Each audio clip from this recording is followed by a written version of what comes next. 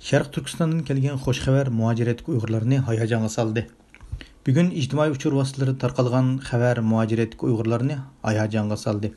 Uçurda ma'lum bo'lishicha 2018-yili 6-oyning 13-cü günü atdigan Xotan viloyatining ma'lum bir yerdagi bir Uyg'ur qizi o'zi bilan majburiy to'y qildirilgan Xitoyni to'yi bo'lgan kechisi gilam yipini kesidigan qaychi bilan bo'g'izlab etgan. Hatta ichki a'zolarini kesib titma qilib etgan. Bu xabar manbasi ishonchlik Xitoyning aloqa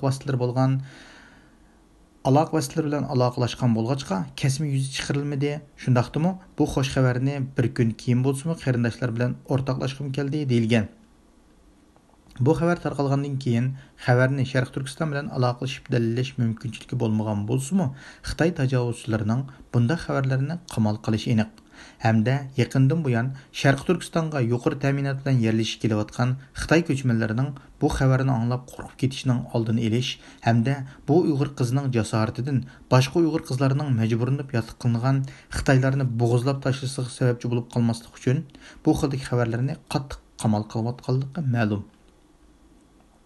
G'azabga to'lib toshgan muhaciretdagi Uyg'urlar bu xabarni anglagandan keyin intayin hayajonlangan hamda shu Xitoy tajovuzchini jahannamga yo'lga solgan qizga opirin o'qish bilan birga solih duolarda bo'ldi.